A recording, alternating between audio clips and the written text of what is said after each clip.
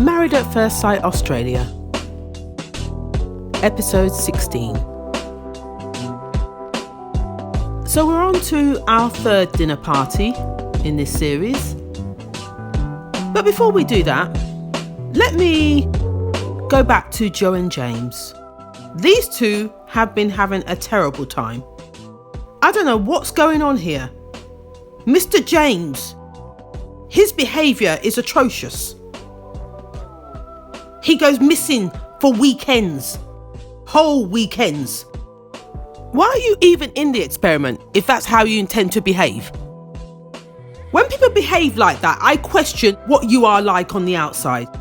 Is this how you deal with situations and problems? You run away, go and spend the night away, spend a weekend away, don't answer your phone, don't answer your texts, don't answer the door. Ugh. He's 44 years old and he behaves like a child. And then on top of that, he comes back to the hotel, knocking on Joanne's door, wanting to take her to the dinner party, like nothing's happened. Bloody nerve of him. The bloody nerve. And then when she questions him about where he's been, he tries to be very dismissive. Why do you need to know? She's your wife. That's why she needs to know. She's your wife. And the more she questions him, the more passive aggressive he becomes. Absolutely disgusting behaviour. She asks a question, he gives one word answers. She asks, where you been? Well, I was out. I came to knock for you around 9. Oh, I wasn't there. Where have you been? Where have you been? Why do you need to know? Yeah, those type of answers. That is passive aggressive. She says, I feel you're not being honest.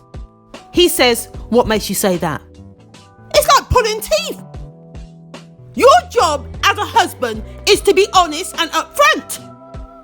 Don't make her question you about your honesty. Don't make her question you about your honesty. She says, none of this is making sense. And then he comes on the back of it to say, oh, I can understand you're confused. Oh, God, don't. That is someone trying to play with you. He is playing with you. And it's also a narcissistic trait called gaslighting. Yes, gaslighting. And let me tell you, a lot of players out there have those traits. And then he has the audacity to ask, are we going to hold hands when we go to the dinner party? You bloody cheek. Oh, it's starting to creep me out now. He's starting to creep me out. Like I said, wasn't too sure what it was between those two that just didn't sit right with me. Now I'm starting to see his true colours. Don't get me wrong. She could be funny as well. She's a strange one too. But him? Oh, his true colours are starting to show. Do yourself a favour, Joe. Run! Run as fast as you can. Moving on, the next drama we had was with Bryce. Yes, Bryce. Again. Here we go again. Supposedly he has a secret girlfriend on the outside. Dear. I can't keep up. I don't know whether to believe it or not. I really don't. But here we go again. So we're just going to have to wait and see what happens at the dinner party. So fast forward to the dinner party. Let me rephrase that. Never mind the dinner party, the cocktail party. The drama seemed to be happening there. All anybody's talking about is this rumour about Bryce and this other woman, and about his friend coming into town, and they were talking about him getting a gift for this other woman, and Melissa being the person that he can get to the end of the show with. My head's just blown away with all of this. I can't take it all in. None of it's really making sense to me. So I'm sure we're going to hear a bit more clearer when we get into the dinner party about this rumour. Oh my goodness. I think I need a drink. It also looks as though Bryce thought it was Joe and Beck that were the rumour mill for this rumour, but it works out to be Beck. Joe was second-hand in hearing this. So Beck, being the instigator, comes as no surprise to me. She comes across as that girl. I don't like her, as you already know. But if anybody's going to get to the bottom of this, she will. I feel sorry for the new couples that have just walked in. They haven't got a clue what they're walking into. They haven't even had a look in, not properly. The third couple that came in were, what's his name? Mr. Softy, Mr. Viking. I've forgotten his name. Chris and Jamie. Nobody had a clue there was a third couple. So they got a warm reception. The minute I saw him, I thought of Booker. And she was already gooey-eyed already. I'm looking at her to think, yeah, he looks like your type. I'm not surprised your eyes are glittering. It was not long after that dinner was served. Everything started off well. As we all know, this is normally how it goes. It starts off well, and then it goes downhill. We saw Bryce virtually steaming, wanting to get so much off his chest. He was steaming so much, him and Melissa weren't even talking. They weren't even talking because you could see the pent-up anger that was happening with him. She's like, ooh, should I touch him? Shall I not? Shall I put my hand on his knee just to reassure him that I've got him? I'm here with him. It's us against the world. That's the look that they had. That's the look that she had. Let's put it that way. She was telling him not to worry about everybody else and the rumours. I believe you. I believe it's a lie. That's all she kept saying. And I'm thinking to myself, oh God, let's not speak too soon. You want to believe him, but let's not speak too soon. Just hold your horses. Let's see where we go with this. What we saw next was Alana asking Bryce, please explain to us from the beginning where this all started. So Bryce tries to explain, but before he could even finish, Beck comes in to say, that's not what you said. So let's hear Beck's side of the story. So this supposedly happened at the gym. Bryce had turned round to Beck to say that he had put her at the top of the attractive scale. He was quite dismissive of that. I think his words were, oh, that's long gone, mate. Something like that, he said. But if you saw Melissa's face on the back of that, it's like, here we go again. Are my looks not good enough? I know that's what her thoughts were. Her self-esteem is already low. She doesn't want to hear that. And Becca continued to say what Bryce had said about that it would be easy to get to the end of this experiment with Liz, as in Melissa, because she's easy to get on with. With that being said, Becca was looking at it from a game point of view. So you're looking at this as a game and not really taking it seriously enough? Because that's the way I read it too. She's not his type. We all know that one. Blonde hair, blue eyes. She hasn't got the blue eyes. It doesn't matter what he says. She doesn't have the blue eyes. Continuing with Beck's side of the conversation, she then turned around and said that he had a girl on the outside and that Bryce had a friend in Sydney that was going back home. And he asked Bryce whether he wanted to buy a present for the girl back home. Bryce didn't want to go and buy the present just in case he got caught. End of conversation. These two continued to go back and forth, calling each other liar. You're a liar. You're a liar. You're a liar. It was Alana again that sort of interrupted by saying to Bryce, "So what's your take?" In short, he turned around and said, "There was no talk of any gift." But then Beck interrupted by saying, "But there was a girl." Mr. Bryce didn't know what to say after that.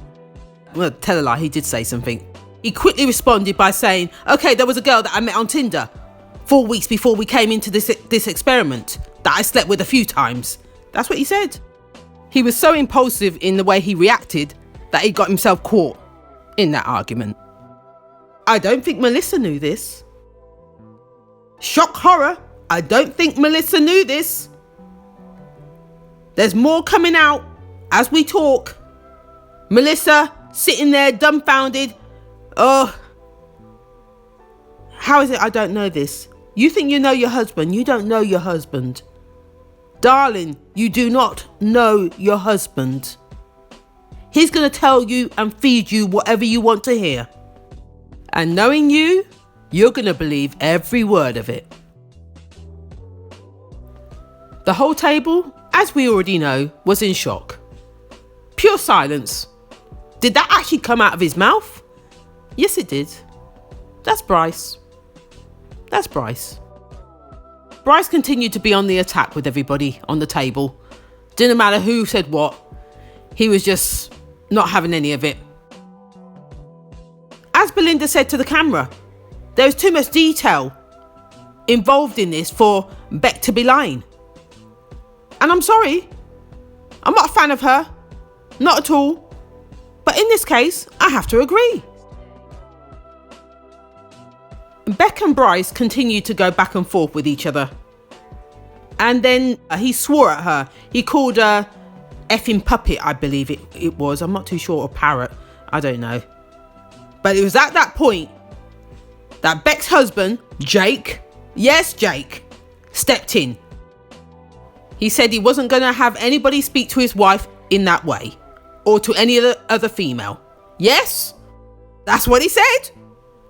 Jake, I didn't think you had it in you. Oh my goodness. I could see Beck's face was like, oh, so he has got some balls. That's my husband. Oh, she felt proud at that moment. She did. She did. But as I said before, she doesn't deserve him. I don't see them two together. No, not long term. Can't see it. Not long after that, Melissa spoke. Yes, Melissa. She had the whole table. Yes, she did. I couldn't believe it. I just couldn't believe it. The embarrassment of it all made her have to speak up. She had to speak up. She couldn't sit there looking like a mug. She couldn't. So she spoke. Someone tried to interrupt her, but she weren't having it. As she said, I'm the quiet one. I want to speak, so let me speak. Everybody was silent. They listened to every single word she had to say. In short, she said her and Bryce have had this conversation before, where she said to him, if there's someone he's interested in inside the experiment, let alone outside the experiment, should rather know about it than be blindsided. On national television, she doesn't want to be blindsided. That's what she said. You're looking like a mug already. It's a shame to say, but he's making you look like that. Continuing on, she said that if you hear a rumour, let's address it and get it out of the way, rather than all these Chinese whispers. That's really what she was trying to say. And let's be done with it. And that was really the end of it.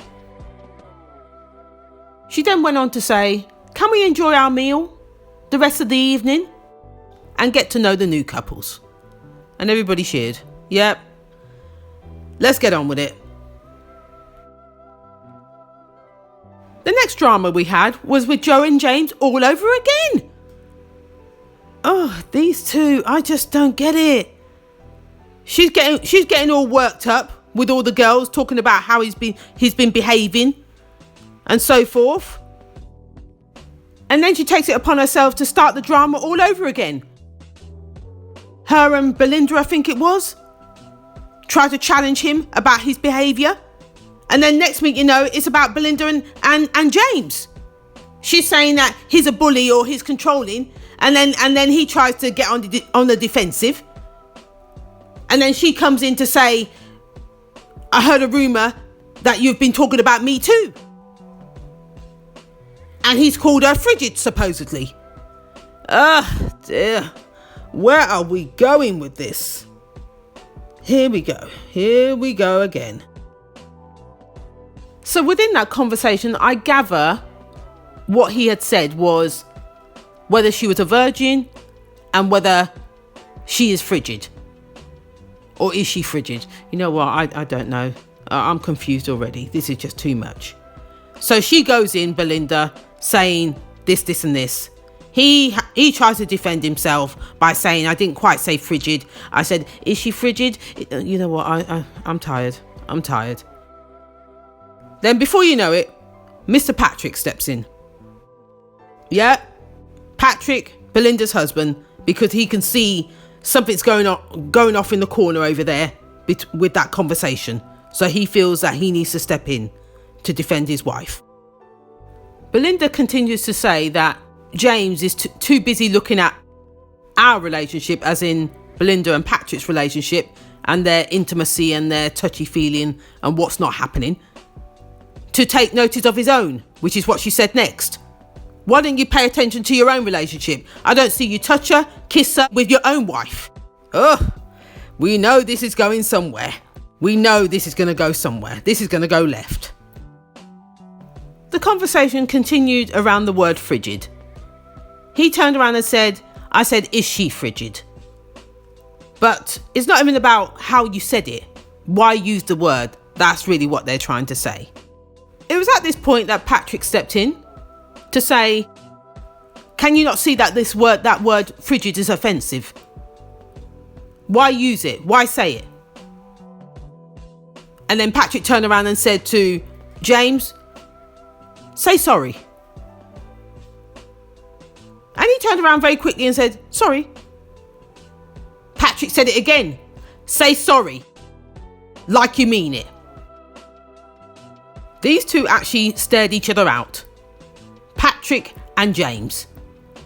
Patrick wasn't going to let it go. He wants you to say sorry to his wife. And mean it when you say it. James eventually had to back down. And he turned around and said, I'm actually sorry. I really didn't know I was offending you. Something like that, he said. But boy, Patrick, I didn't know you had it in you. You're not playing. Yes, mate. Stand up for your wife. And Belinda, believe me, she can hold her own. She may be quiet, doesn't say much. But boy, I love that spiciness. Oh, good on you, girl. Say your piece. Bringing it back, we eventually saw a conversation with one of the new couples. It was with Georgia and Liam. We had Patrick and Jake talking with Liam about his sexuality. And that was a nice conversation going on there. They had a nice rapport going on there. We then saw Brett looking left out. He eventually joined the group to be part of the bromance. Yep, that was a nice sort of connection they made there, the four of them. Liam felt very at home talking about his sexuality with them. And yeah, they made him feel at home. So it was nice to see just a normal conversation happening at this dinner party.